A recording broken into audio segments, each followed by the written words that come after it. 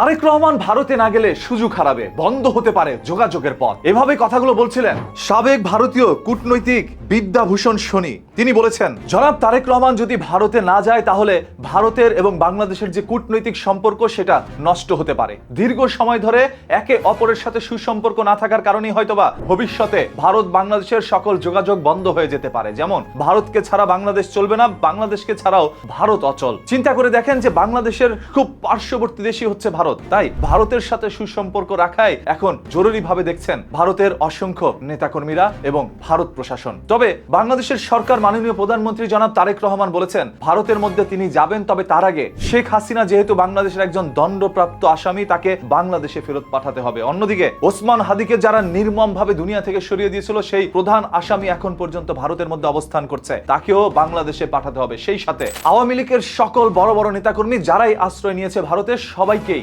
বাংলাদেশে পাঠাতে হবে যাদের বিরুদ্ধে মামলা রয়েছে। আর এই প্রস্তাবগুলো ভারত খুবই কঠিনভাবে দেখছে।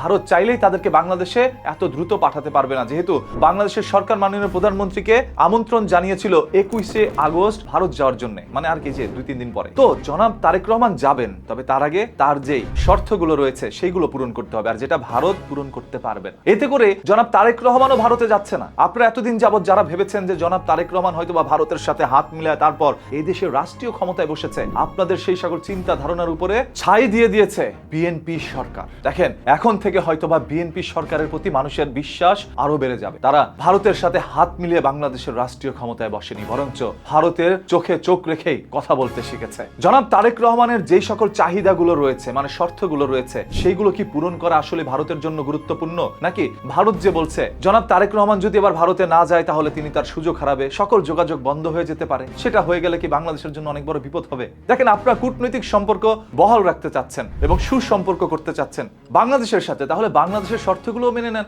খুব সুন্দর শর্ত তো। বাংলাদেশের যে সকল দণ্ডপ্রাপ্ত আসামিগুলো আপনাদের দেশে আশ্রয় নিয়েছে, আপনারা যাদেরকে আশ্রয় দিয়েছেন তাদেরকে বাংলাদেশে ফেরত পাঠান, তাহলেই তো বোঝা যায় যে আপনারা সুসম্পর্ক চান। এছাড়া বাংলাদেশ সরকার থেকে এও বলা হয়েছে এই যে 5ই আগস্ট শেখ হাসিনাকে একটি সংবাদ কনফারেন্স করার জন্য সুযোগ করে দিয়েছিল নাকি ভারতের সরকার, তবে ভারতের সরকার সম্পূর্ণ এই দাবিটি অস্বীকার করছে। তারা বলছে শেখ হাসিনার কোনো বক্তব্যের সাথেই আমরা সহমত প্রকাশ করিনি, আমরা কোনো ধরনের সমর্থন করিনি সেদিনের সংবাদ কনফারেন্স করার জন্য। তাহলে কিভাবে এত বড় আয়োজন করে ডেট ফিক্সড করে শেখ হাসিনা সেদিন 5ই আগস্ট সন্ধ্যা 6:30টায় লাইভে আসলো? প্রশ্নটি এখনো ঘুরপাক খাচ্ছে। সর্বশেষ ভারতের তরফ থেকেও বলা হয়েছে এই ডিসেম্বর মাসের শেষেই শেখ হাসিনা বাংলাদেশে আসার সিদ্ধান্ত নিয়েছে। হয়তোবা শেখ হাসিনা আসলে বাংলাদেশে আসবে। আপনারা এটা কোন ভাবে দেখছেন? শেখ হাসিনা আসলেই এদেশের মধ্যে কি হতে পারে? শেখ হাসিনা আসা মানে কি আওয়ামী লীগ পুনরায় রাষ্ট্রীয় ক্ষমতায় যাওয়া এবং আওয়ামী লীগ আরো শক্তিশালী হয়ে যাওয়া? অনেকের ধারণা শেখ হাসিনাকে জেলের মধ্যে আটকায় রাখা সম্ভব না, আবার অনেকেই বলছে